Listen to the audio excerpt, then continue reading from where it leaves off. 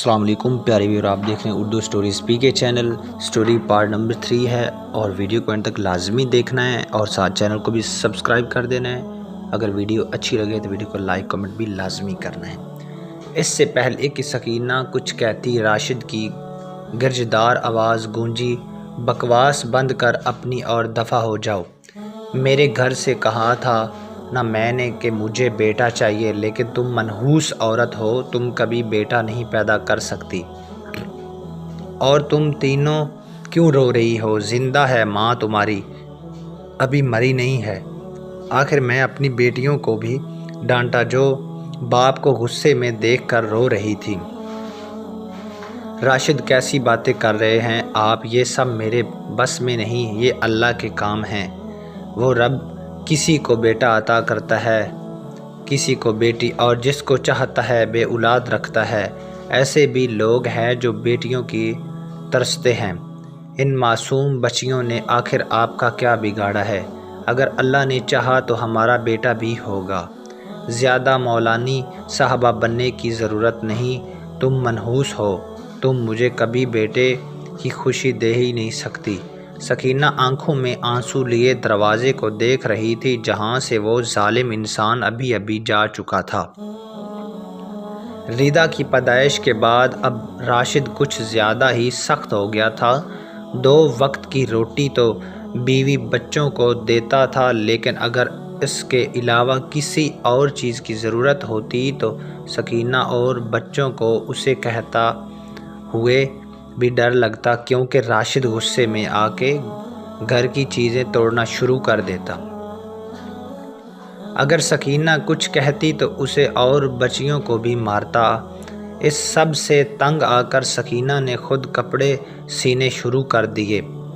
اس طرح جو چند پیسے اسے ملتے، ان پیسوں سے اس نے اپنی بیٹوں کو ایک سرکاری اسکول میں داخل کروایا۔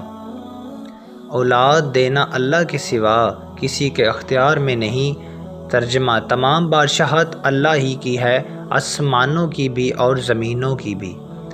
وہ جو چاہتا ہے پیدا کرتا ہے، جو چاہتا ہے بیٹیاں عطا کرے اور جیسے چاہتا ہے بیٹے بخشتا ہے، یا ان کو بیٹے اور بیٹیاں دونوں عنایت فرماتا ہے، اور جس کو چاہتا ہے بے اولاد رکھتا ہے۔ وہ تو جاننے والا ہے اور قدرت والا ہے۔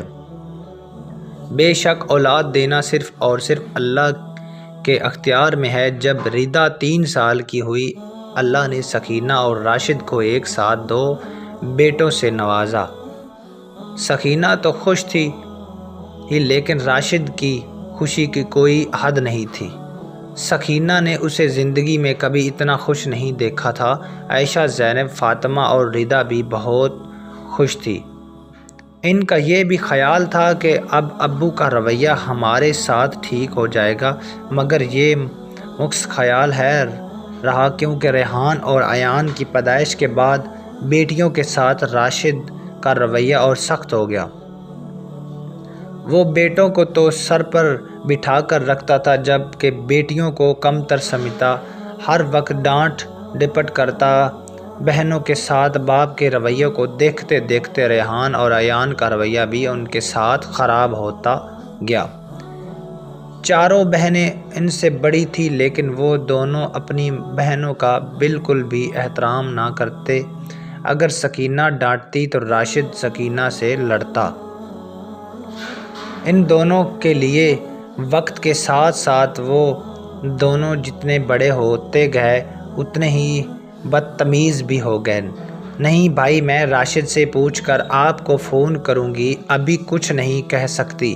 سکینہ اپنے بھائی سے بات کر رہی تھی۔ ریاض، جو کہ سکینہ کا بھائی تھا اور اس کے بیٹے کی شادی تھی، وہ سکینہ کو بھی شادی میں آنے کی دعوت دے رہا تھا۔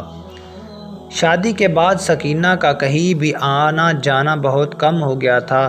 وجہ تھی راشد کا رویہ، وہ سکینہ کو کہیں جانے نہیں دیتا تھا، لیکن اب بھائی کے بار بار اصرار کرنے پہ اس نے سوچا ایک دفعہ راشد سے پوچھ لیتی ہوں، شاید اجازت دے دے۔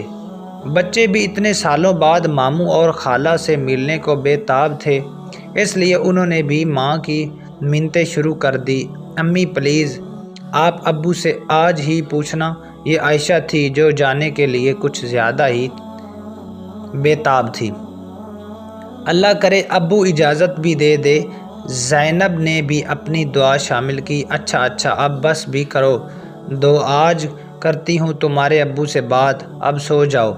رات کو راشد کے آنے کے بعد سکینہ نے بات شروع کر دی، لیکن راشد نے پہلے تو صاف انکار کر دیا، مگر پھر سکینہ کے بار بار اصرار کرنے پر وہ لو پیارے ویور، اس کا اگلا پارٹ دیکھنے کے لیے ہمارے چینل کو سبسکرائب کریں۔ اگر ویڈیو اچھی لگے تو ویڈیو کو لائک کمنٹ لازمی کریں۔